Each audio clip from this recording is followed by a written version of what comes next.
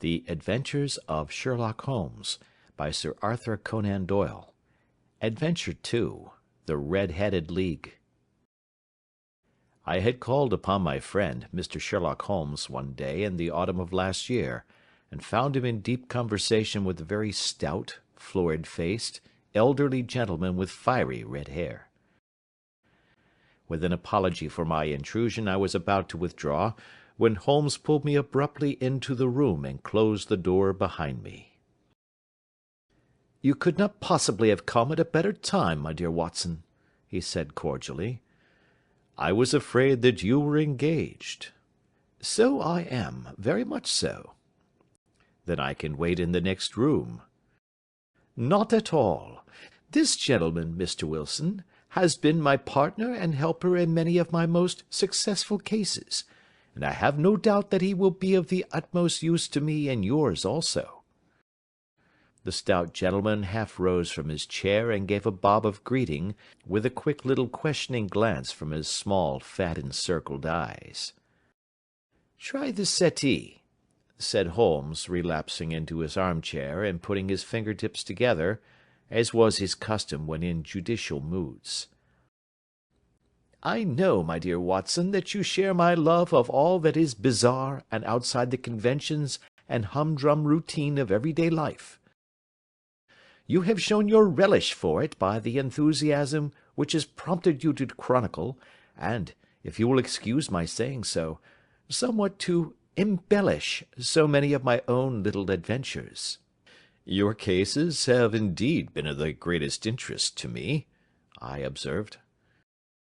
"You will remember that I remarked the other day, just before we went into the very simple problem presented by Miss Mary Sutherland, that for strange effects and extraordinary combinations we must go to life itself, which is always far more daring than any effort of the imagination." "A proposition which I took the liberty of doubting." "You did, doctor, but none the less you must come round to my view, for otherwise I shall keep on piling fact upon fact on you until your reason breaks down under them and acknowledges me to be right. Now, Mr. Jabez Wilson here has been good enough to call upon me this morning, and to begin a narrative which promises to be one of the most singular which I have listened to for some time. You have heard me remark that the strangest and most unique things are very often connected not with the larger but with the smaller crimes, and occasionally, indeed, where there is room for doubt whether any positive crime has been committed. As far as I have heard, it is impossible for me to say whether the present case is an instance of crime or not, but the course of events is certainly among the most singular that I have ever listened to. Perhaps, Mr. Wilson, you would have the great kindness to recommence your narrative. I ask you not merely because my friend Dr. Watson has not heard the opening part, but also because the peculiar nature of the story makes me anxious to have every possible detail from your lips. As a rule, when I have heard some slight indication of the course of events, I am able to guide myself by thousands of other similar cases which occur to my memory. In the present instance, I am forced to admit that the facts are, to the best of my belief, unique." The portly client puffed out his chest with an appearance of some little pride, and pulled a dirty and wrinkled newspaper from the inside pocket of his greatcoat. As he glanced down the advertisement column, with his head thrust forward and the paper flattened out upon his knee, I took a good look at the man and endeavoured, after the fashion of my companion, to read the indications which might be presented by his dress or appearance. I did not gain very much, however, by my inspection. Our visitor bore every mark of being an average, commonplace British tradesman, obese, pompous, and slow.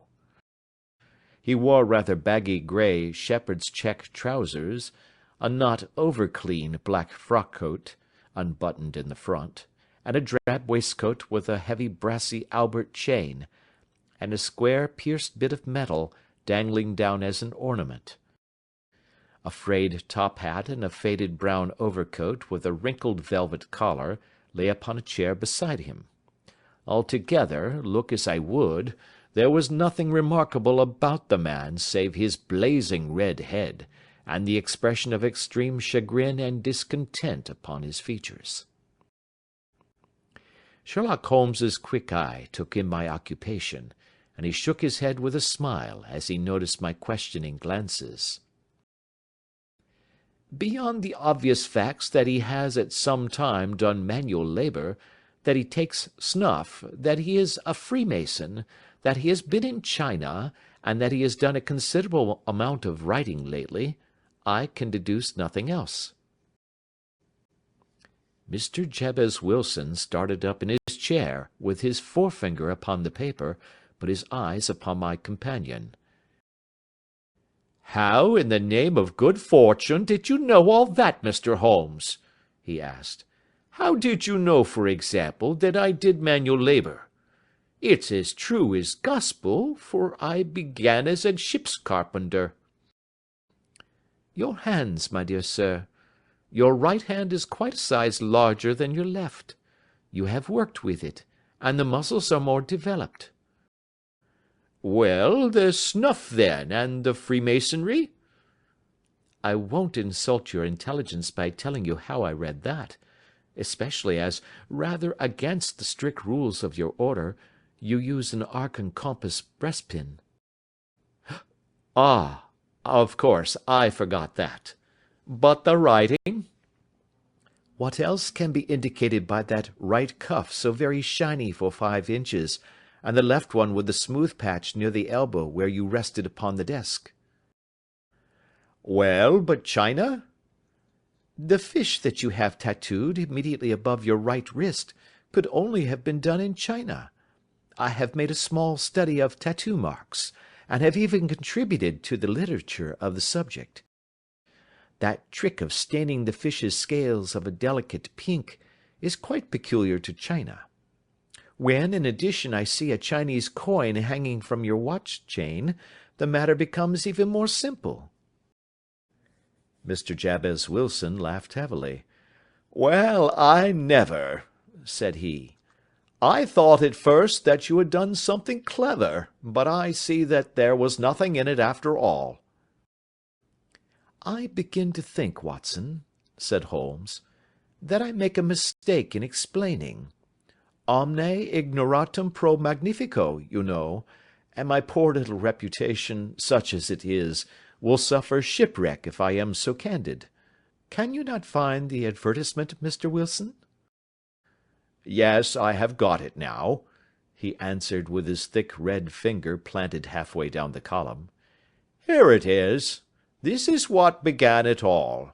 You just read it for yourself, sir."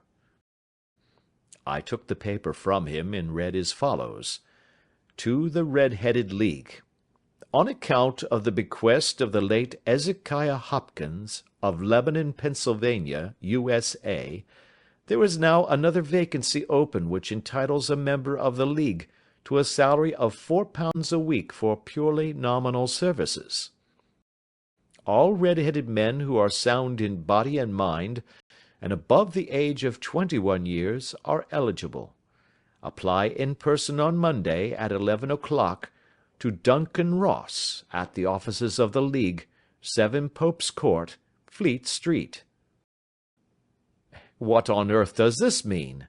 I ejaculated, after I had twice read over the extraordinary announcement. Holmes chuckled and wriggled in his chair, as was his habit when in high spirits. "It is a little off the beaten track, isn't it?" said he. "And now, Mr. Wilson, off you go at scratch, and tell us all about yourself, your household, and the effect which this advertisement had upon your fortunes. You will first make a note, Doctor, of the paper and the date." "It is the Morning Chronicle of April 27, 1890, just 2 months ago." "Very good. Now, Mr. Wilson?" "Well, it is just as I have been telling you, Mr. Sherlock Holmes," said Jabez Wilson, mopping his forehead. I have a small pawnbroker's business at Coburg Square, near the city. It's not a very large affair, and of late years it has not done more than just give me a living. I used to be able to keep 2 assistants, but now I only keep 1, and I would have a job to pay him but that he is willing to come for half wages so as to learn the business." "What is the name of this obliging youth?" asked Sherlock Holmes.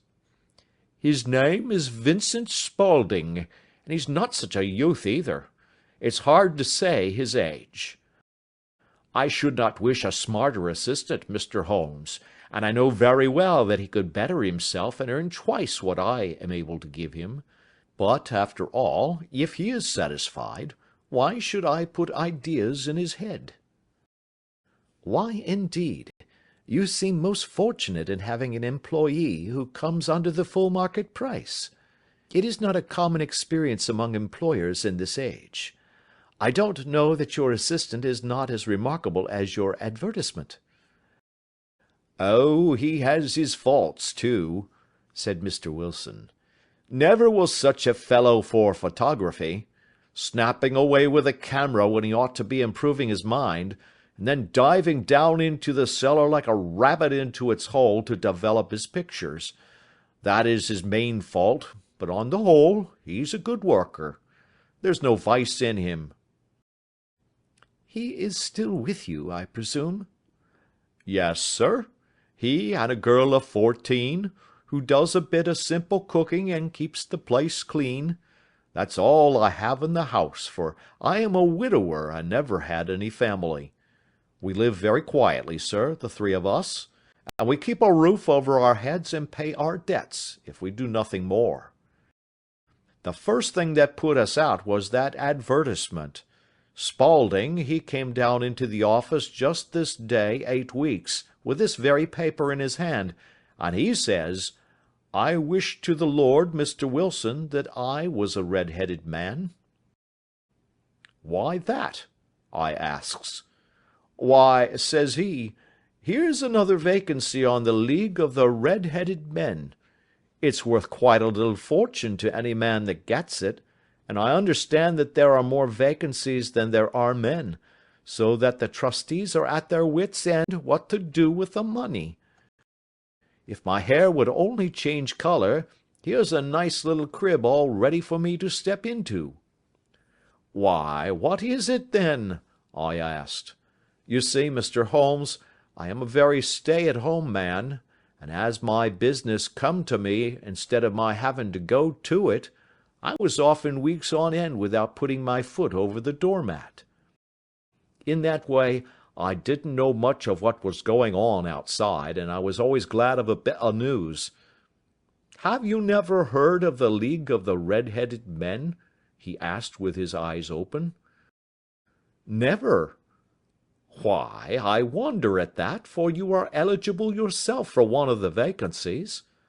"And what are they worth?" I asked. "Oh, merely a couple of hundred a year, but the work is slight, and it need not interfere very much with one's other occupations." Well, you can easily think that that made me prick up my ears, for the business has not been over good for some years, and an extra couple of hundred would have been very handy. "Tell me all about it," said I. "Well," said he, showing me the advertisement, "you can see for yourself that the League has a vacancy, and there is the address where you should apply for particulars. As far as I can make out, the League was founded by an American millionaire, Ezekiah Hopkins, who was very peculiar in his ways.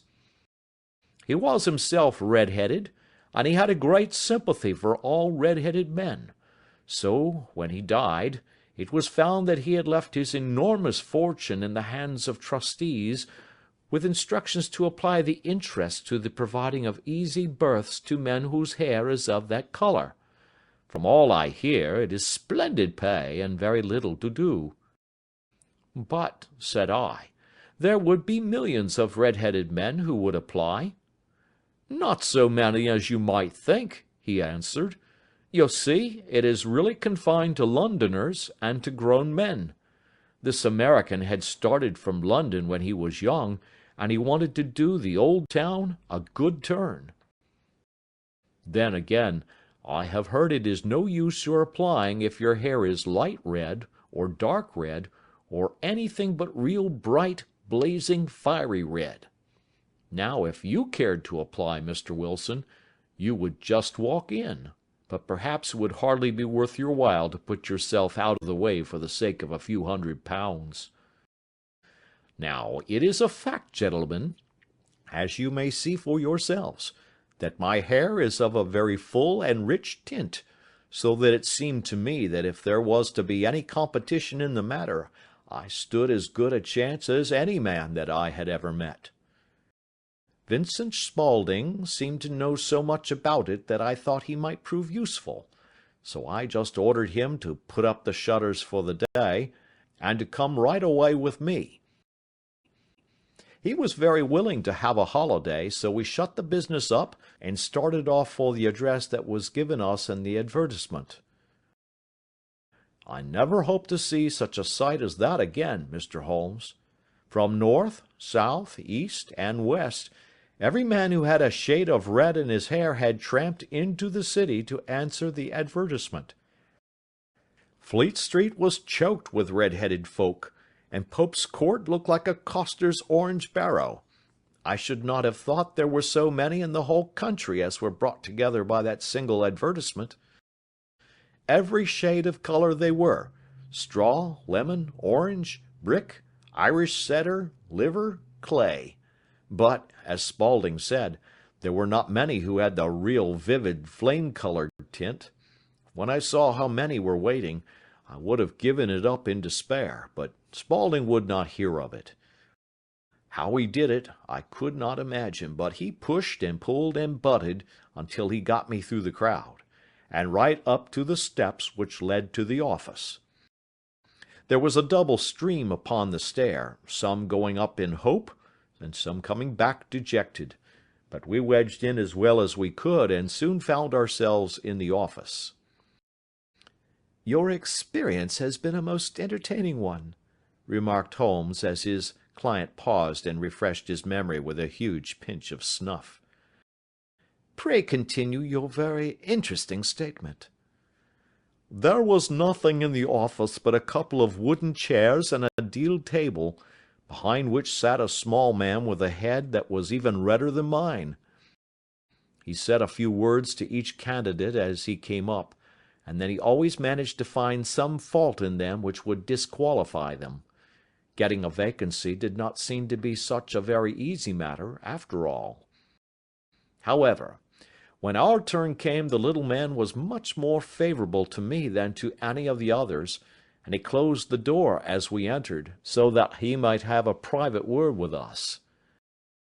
"This is Mr. Jabez Wilson," said my assistant, "and he is willing to fill a vacancy in the league." "And he is admirably suited for it," the other answered. "He has every requirement. I cannot recall when I have seen anything so fine."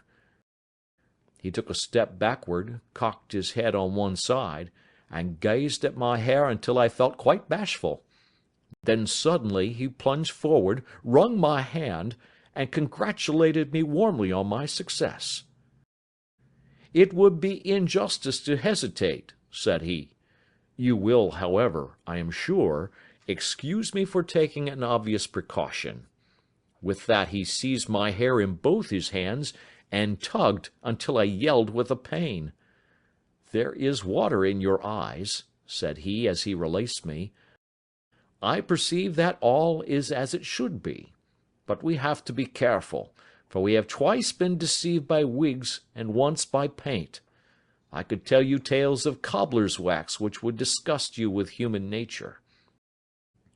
He stepped over to the window and shouted through it at the top of his voice that the vacancy was filled. A groan of disappointment came up from below, and the folk all trooped away in different directions until there was not a red head to be seen except my own and that of the manager. "My name," said he, "is Mr. Duncan Ross. and I am myself one of the pensioners upon the fund left by our noble benefactor. Are you a married man, Mr. Wilson? Have you a family?" I answered that I had not. His face fell immediately. "Dear me," he said gravely, "that is very serious indeed. I am sorry to hear you say that. The fund was, of course, for the propagation and spread of the redheads as well as for their maintenance. It is exceedingly unfortunate that you should be a bachelor." My face lengthened at this, Mr. Holmes, for I thought that I was not to have the vacancy after all, but after thinking it over for a few minutes he said that it would be all right. "In the case of another," said he, "the objection might be fatal, but we must stretch a point in favor of a man with such a head of hair as yours. When shall you be able to enter upon your new duties?" "Well, it is a little awkward, for I have a business already," said I. "Oh, never mind about that, Mr. Wilson," said Vincent Spaulding. "I shall be able to look after that for you." "What would be the hours?" I asked. 10 to 2. Now, a pawnbroker's business is mostly done of an evening, Mr. Holmes, especially Thursday and Friday evening, which is just before payday, so it would suit me very well to earn a little in the mornings.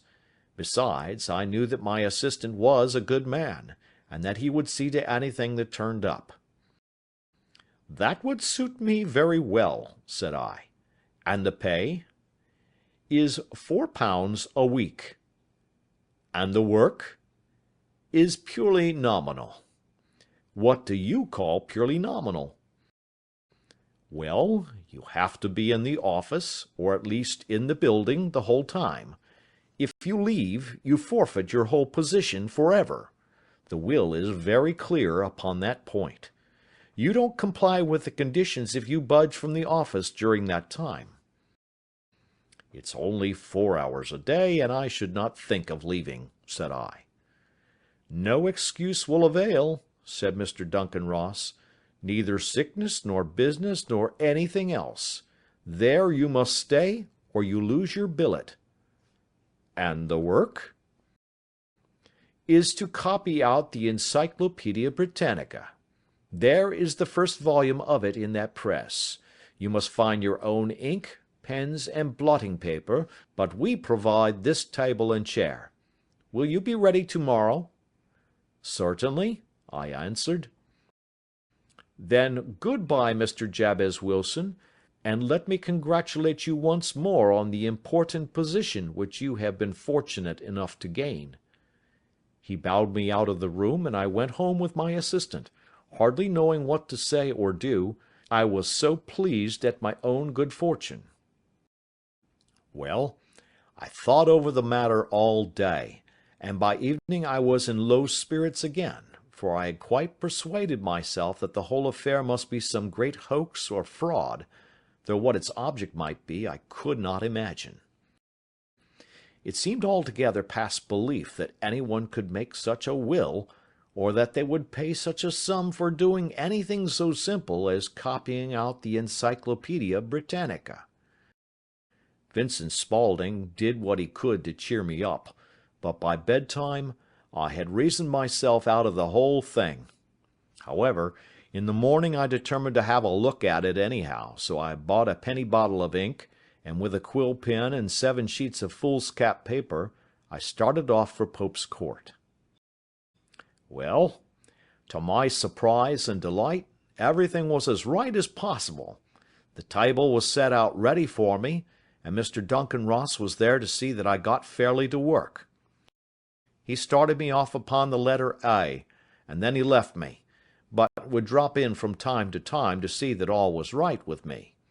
At 2 o'clock he bade me good day, complimented me upon the amount that I had written, and locked the door of the office after me. This went on for day after day, Mr. Holmes, and on Saturday the manager came in and planked down 4 golden sovereigns for my week's work. It was the same next week, and the same the week after. Every morning I was there at 10, and every afternoon I left at 2. By degrees Mr. Duncan Ross took to coming in only once of a morning, and then, after a time, he did not come in at all. Still, of course, I never dared to leave the room for an instant, for I was not sure when he might come, and the billet was such a good one, and suited me so well, that I would not risk the loss of it. 8 weeks passed away like this, and I had written about abbots, and archery, and armor, and architecture in Attica, and hoped with diligence that I might get on to the bees before very long. It cost me something in foolscap, and I had pretty nearly filled a shelf with my writings, and then suddenly the whole business came to an end. To an end? Yes, sir, and no later than this morning. I went to my work as usual at 10 o'clock, but the door was shut and locked, with a little square of cardboard hammered on to the middle of the panel with a tack. Here it is, and you can read for yourself. He held up a piece of white cardboard about the size of a sheet of notepaper. It read in this fashion: "The Red-Headed League is dissolved. October 9, 1890. Sherlock Holmes and I surveyed this curt announcement and the rueful face behind it, until the comical side of the affair so completely overtopped every other consideration that we both burst out into a roar of laughter. "I cannot see that there is anything very funny," cried our client, flushing up to the roots of his flaming head. "If you can do nothing better than laugh at me, I can go elsewhere." No, no," cried Holmes, shoving him back into the chair from which he had half risen. "I really wouldn't miss your case for the world. It is most refreshingly unusual. But there is, if you will excuse my saying so, something just a little funny about it. Pray, what steps did you take when you found the card upon the door?" "I was staggered, sir. I did not know what to do. Then I called at the offices round, but none of them seemed to know anything about it. Finally, I went to the landlord, who is an accountant living on the ground floor, and I asked him if he could tell me what had become of the Red-Headed League. He said that he had never heard of any such body. Then I asked him who Mr. Duncan Ross was. He answered that the name was new to him. 'Well,' said I, 'the gentleman at number 4. "'What, the red-headed man?' "'Yes.' "'Oh,' said he, 'his name was William Morris. He was a solicitor, and was using my room as a temporary convenience until his new premises were ready. He moved out yesterday.' "'Where could I find him?' "'Oh, at his new offices? He did tell me the address.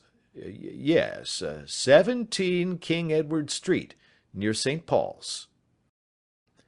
I started off, Mr. Holmes, but when I got to that address it was a manufactory of artificial knee-caps, and no one in it had ever heard of either Mr. William Morris or Mr. Duncan Ross." "And what did you do then?" asked Holmes. "I went home to Saxe Coburg Square, and I took the advice of my assistant, but he could not help me in any way. He could only say that if I waited I should hear by post. But that was not quite good enough, Mr. Holmes. I did not wish to lose such a place without a struggle, so, as I have heard that you were good enough to give advice to poor folk who were in need of it, I came right away to you." "And you did very wisely," said Holmes. "Your case is an exceedingly remarkable one, and I shall be happy to look into it. From what you have told me, I think it is possible that graver issues hang from it than might at first sight appear." "Grave enough," said Mr. Jabez Wilson. "Why, I have lost £4 a week." "As far as you are personally concerned," remarked Holmes, "I do not see that you have any grievance against this extraordinary league. On the contrary, you are, as I understand, richer by some £30 to say nothing of the minute knowledge which you have gained on every subject which comes under the letter A. You have lost nothing by them." "No, sir, but I want to find out about them, and who they are, and what their object was in playing this prank, if it was a prank, upon me.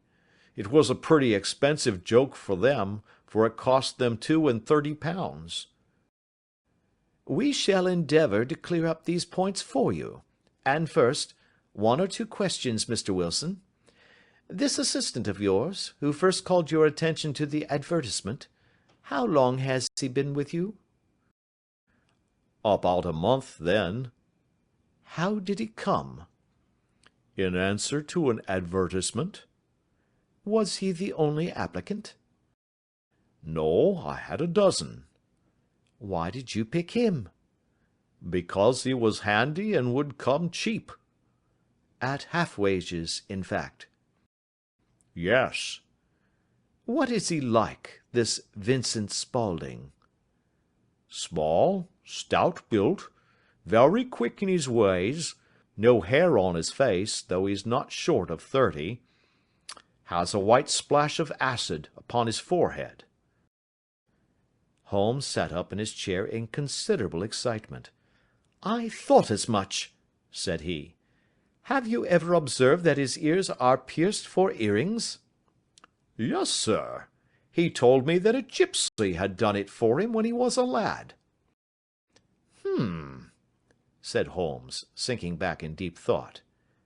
"He is still with you?" "Oh, yes, sir. I have only just left him." "And has your business been attended to in your absence?" "Nothing to complain of, sir. There's never very much to do of a morning." "That will do, Mr. Wilson. I shall be happy to give you an opinion upon the subject in the course of a day or two. To-day is Saturday, and I hope that by Monday we may come to a conclusion." "Well, Watson," said Holmes, when our visitor had left us, "what do you make of it all?" "I make nothing of it," I answered frankly. "It is a most mysterious business." "As a rule," said Holmes, "the more bizarre a thing is, the less mysterious it proves to be. It is your commonplace, featureless crimes which are really puzzling, just as a commonplace face is the most difficult to identify. But I must be prompt over this matter." "What are you going to do, then?" I asked. "To smoke," he answered. "It is quite a three-pipe problem, and I beg that you won't speak to me for 50 minutes." He curled himself up in his chair, with his thin knees drawn up to his hawk-like nose, and there he sat with his eyes closed and his black clay pipe thrusting out like the bill of some strange bird. I had come to the conclusion that he had dropped asleep, and indeed was nodding myself, when he suddenly sprang out of his chair with the gesture of a man who has made up his mind, and put his pipe down upon the mantelpiece. "Sarasate plays at St. James's Hall this afternoon," he remarked. "What do you think, Watson? Could your patient spare you for a few hours?" "I have nothing to do to-day. My practice is never very absorbing." "Then put on your hat and come.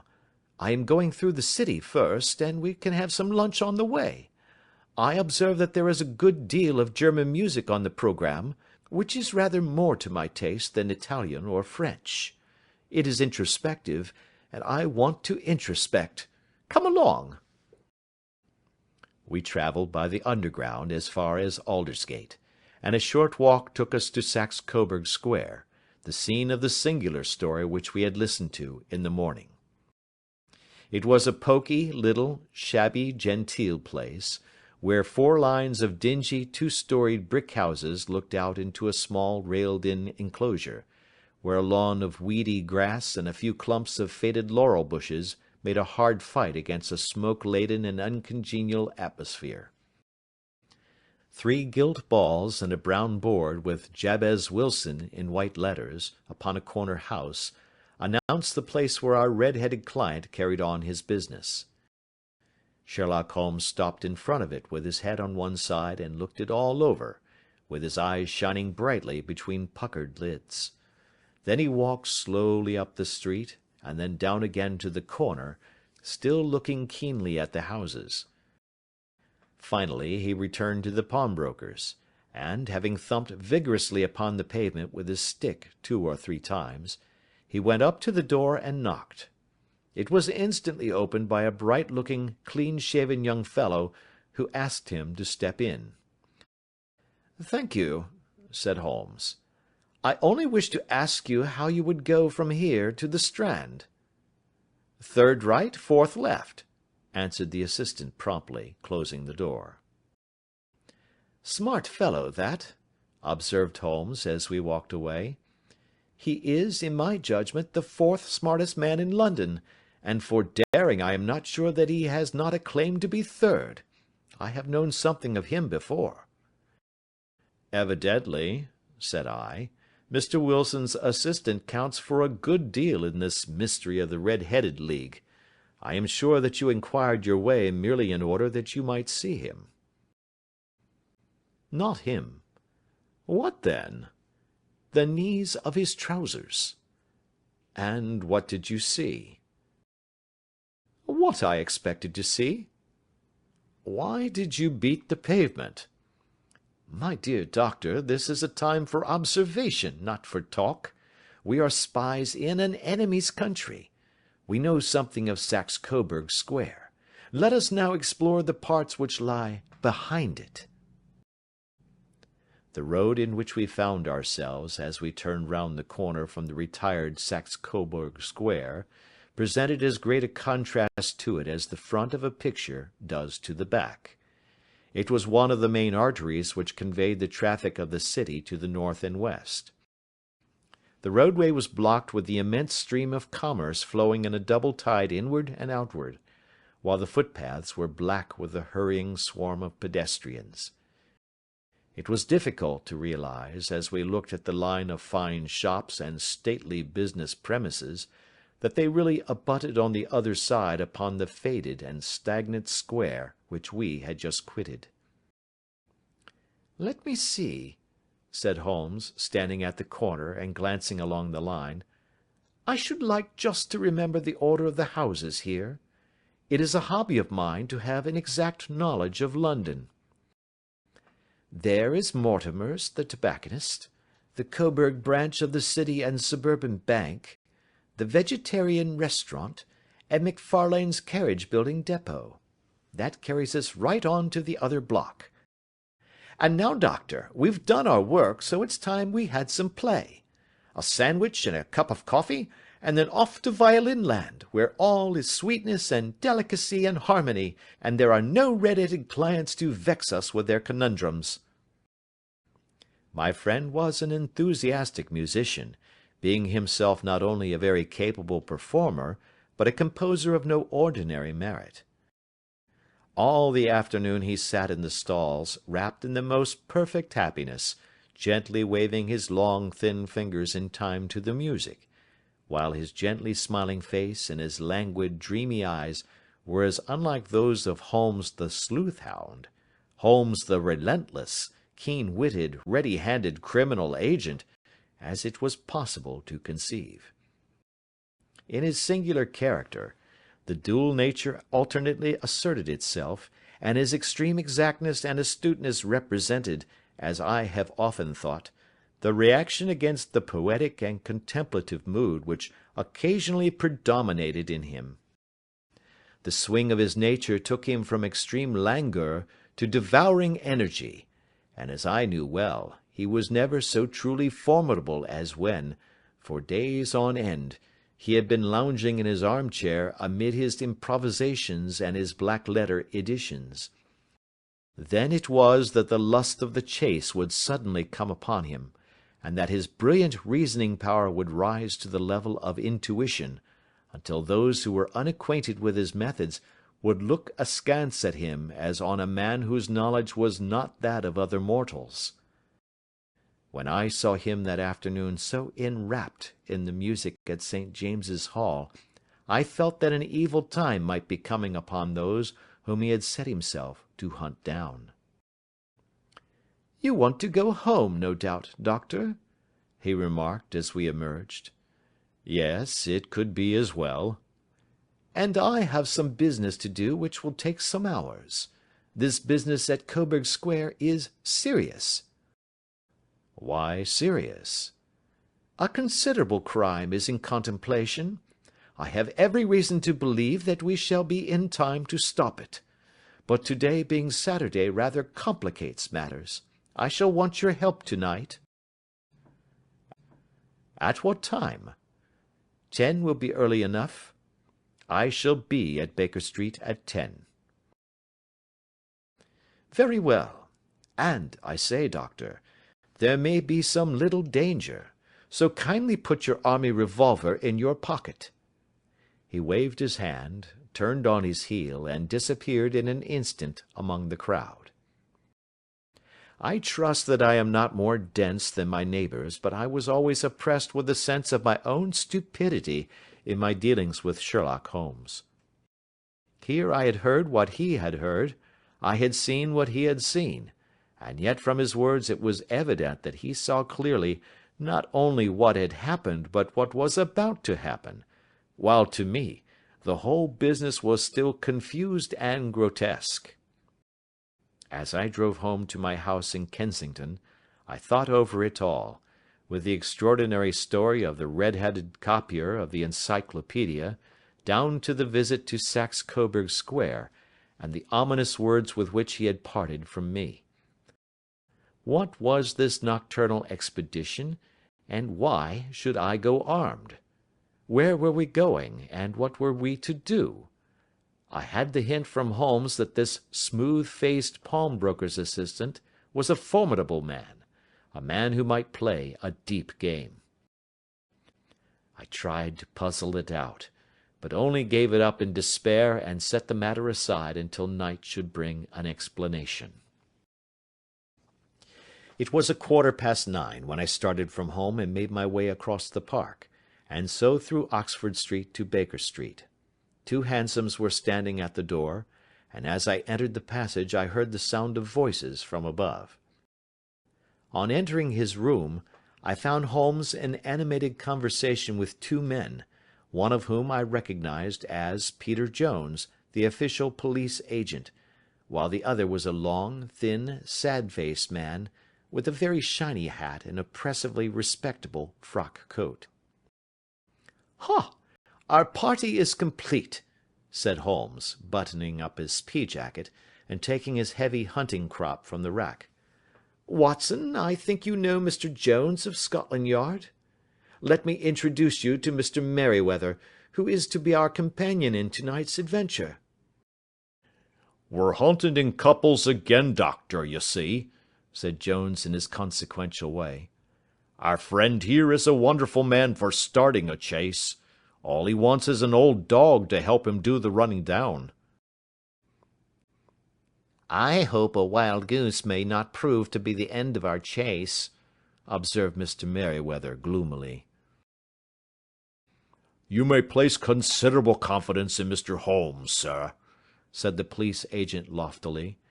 "He has his own little methods, which are, if you won't mind my saying so, just a little too theoretical and fantastic, but he has the makings of a detective in him. It is not too much to say that once or twice, as in that business of the Sholto murder and the Agra treasure, he has been more nearly correct than the official force." "Oh, if you say so, Mr. Jones, it is all right," said the stranger with deference. "Still, I confess that I miss my rubber. It is the first Saturday night for 27 years that I have not had my rubber." "I think you will find," said Sherlock Holmes, "that you will play for a higher stake tonight than you have ever done yet, and that the play will be more exciting. For you, Mr. Merryweather, the stake will be some £30,000, and for you, Jones, it will be the man upon whom you wish to lay your hands." "John Clay, the murderer, thief, smasher, and forger. He's a young man, Mr. Merryweather, but he is at the head of his profession, and I would rather have my bracelets on him than on any criminal in London. He's a remarkable man, is young John Clay. His grandfather was a royal duke, and he himself has been to Eton and Oxford. His brain is as cunning as his fingers, and though we meet signs of him at every turn, we never know where to find the man himself. He'll crack a crib in Scotland one week, and be raising money to build an orphanage in Cornwall the next. I've been on his track for years, and have never set eyes on him yet. I hope that I may have the pleasure of introducing you tonight. I've had one or two little turns also with Mr. John Clay, and I agree with you that he is at the head of his profession. It is past 10, however, and quite time that we started. If you two will take the first hansom, Watson and I will follow in the second. Sherlock Holmes was not very communicative during the long drive, and lay back in the cab humming the tunes which he had heard in the afternoon. We rattled through an endless labyrinth of gas-lit streets until we emerged into Farrington Street. "We are close there now," my friend remarked. "This fellow Merryweather is a bank director, and personally interested in the matter. I thought it as well to have Jones with us also. He is not a bad fellow, though an absolute imbecile in his profession. He has one positive virtue. He is as brave as a bulldog, and as tenacious as a lobster if he gets his claws upon any one. Here we are, and they are waiting for us." We had reached the same crowded thoroughfare in which we had found ourselves in the morning. Our cabs were dismissed, and following the guidance of Mr. Merryweather, we passed down a narrow passage and through a side door, which he opened for us. Within there was a small corridor, which ended in a very massive iron gate. This also was opened, and led down a flight of winding stone steps, which terminated at another formidable gate. Mr. Merryweather stopped to light a lantern, and then conducted us down a dark, earth-smelling passage, and so, after opening a third door, into a huge vault or cellar, which was piled all round with crates and massive boxes. "You are not very vulnerable from above," Holmes remarked as he held up the lantern and gazed about him. "Nor from below," said Mr. Merryweather, striking his stick upon the flags which lined the floor. "Why, dear me, it sounds quite hollow," he remarked, looking up in surprise. "I must really ask you to be a little more quiet," said Holmes severely. "You have already imperilled the whole success of our expedition.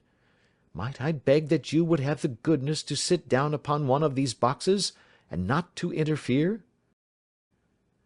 The solemn Mr. Merryweather perched himself upon a crate, with a very injured expression upon his face, while Holmes fell upon his knees upon the floor, and, with the lantern and a magnifying lens, began to examine minutely the cracks between the stones.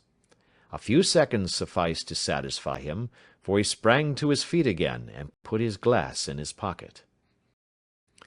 "We have at least an hour before us," he remarked, "for they can hardly take any steps until the good pawnbroker is safely in bed.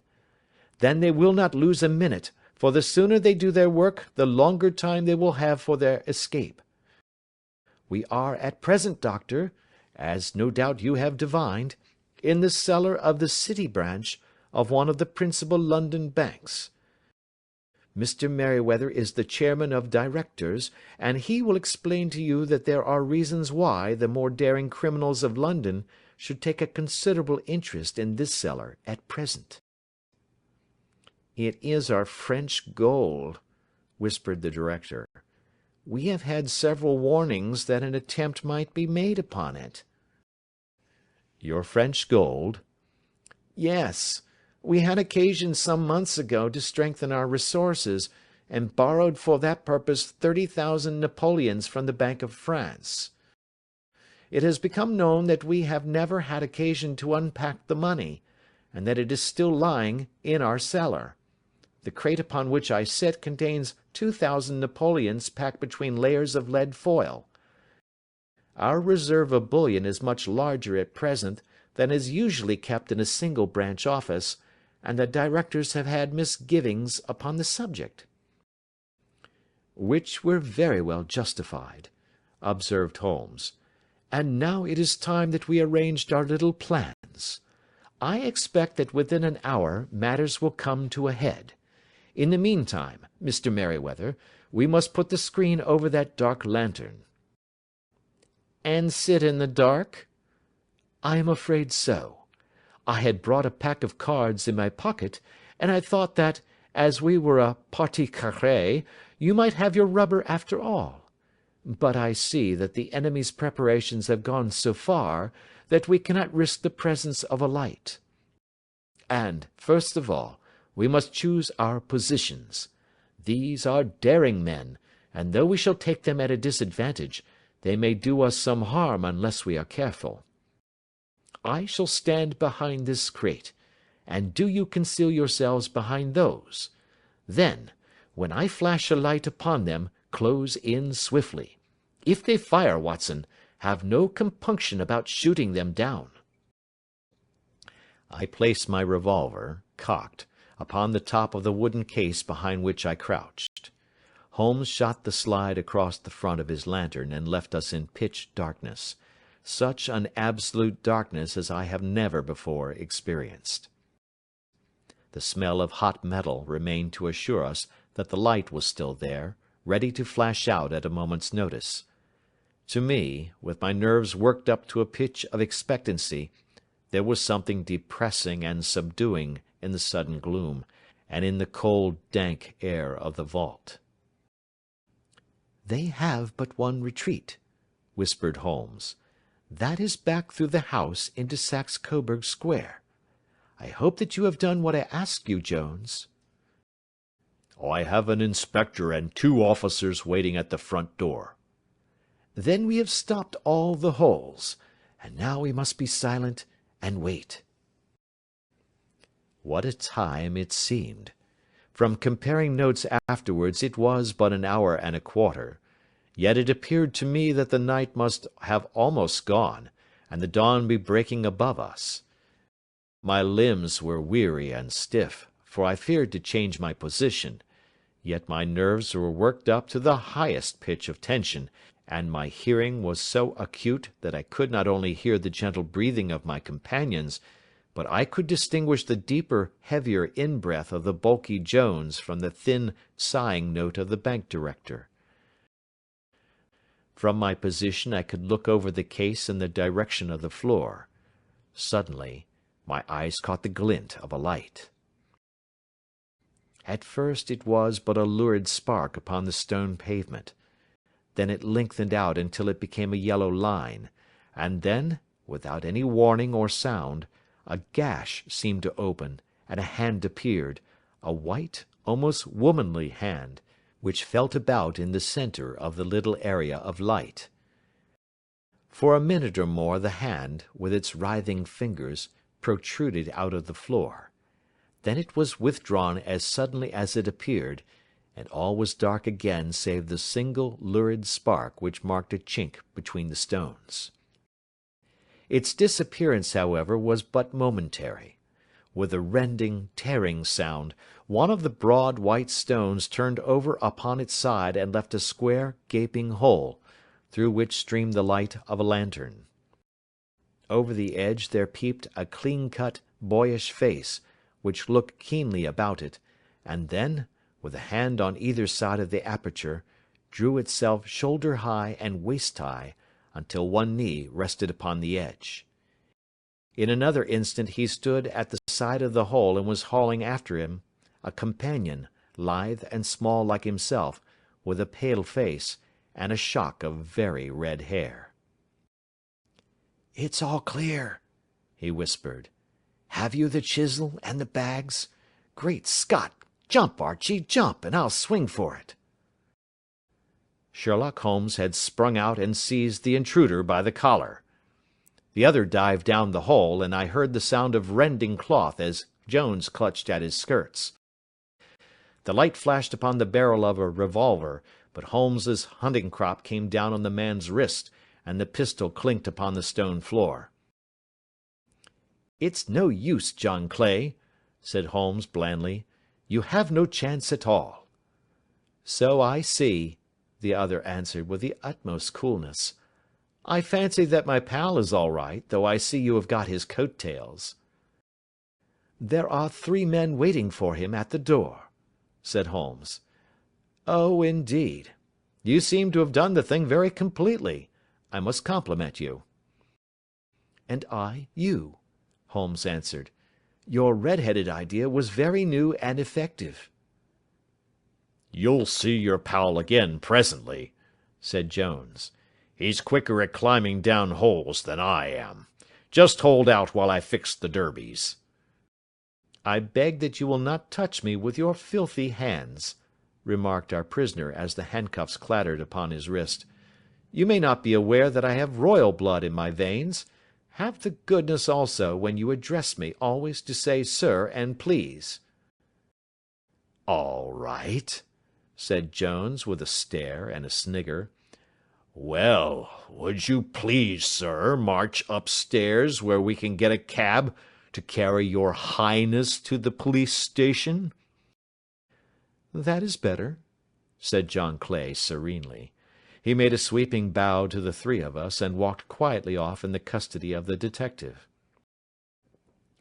"Really, Mr. Holmes," said Mr. Merryweather, as we followed them from the cellar, "I do not know how the bank can thank you or repay you.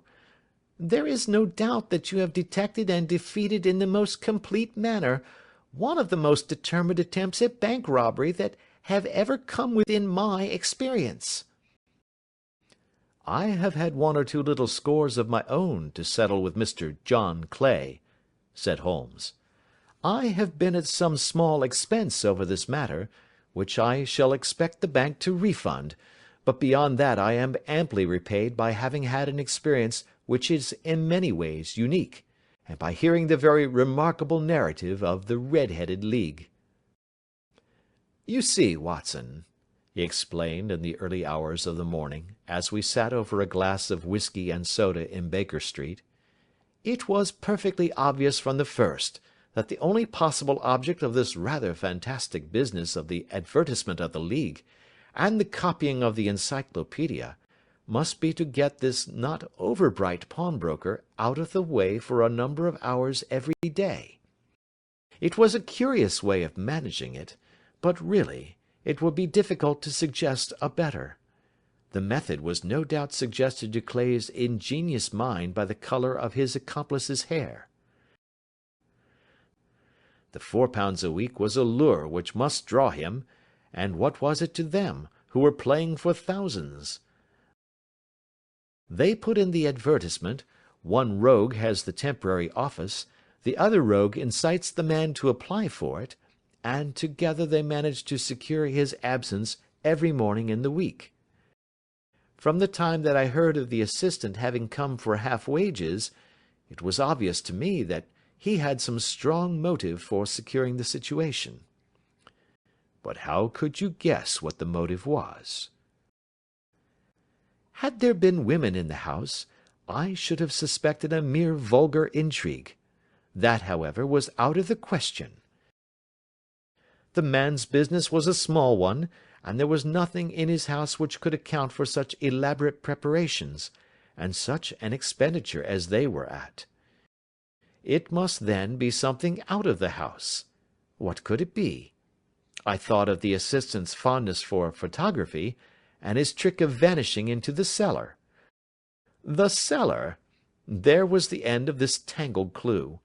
Then I made inquiries as to this mysterious assistant, and found that I had to deal with one of the coolest and most daring criminals in London. He was doing something in the cellar, something which took many hours a day for months on end. What could it be, once more? I could think of nothing save that he was running a tunnel to some other building. So far I had got when we went to visit the scene of action. I surprised you by beating upon the pavement with my stick. I was ascertaining whether the cellar stretched out in front or behind. It was not in front. Then I rang the bell, and as I hoped, the assistant answered it. We have had some skirmishes, but we had never set eyes upon each other before.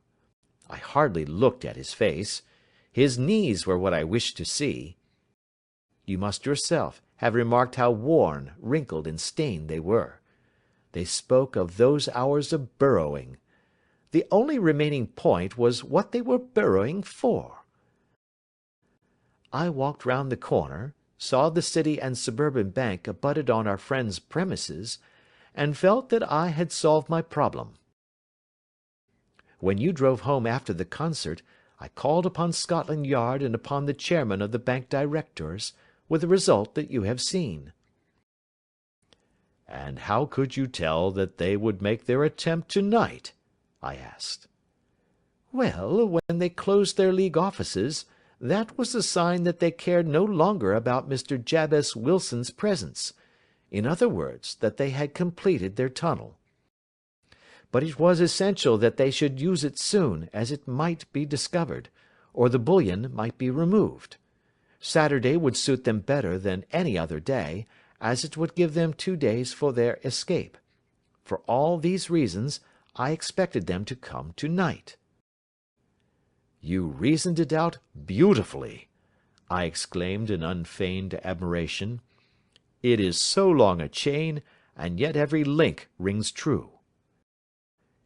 It saved me from ennui, he answered, yawning. Alas, I already feel it closing in upon me. My life is spent in one long effort to escape from the commonplaces of existence. These little problems help me to do so. And you are a benefactor of the race, said I. He shrugged his shoulders. Well, perhaps, after all, it is of some little use, he remarked. L'homme c'est rien, l'œuvre c'est tout, as Gustave Flaubert wrote to George Sand.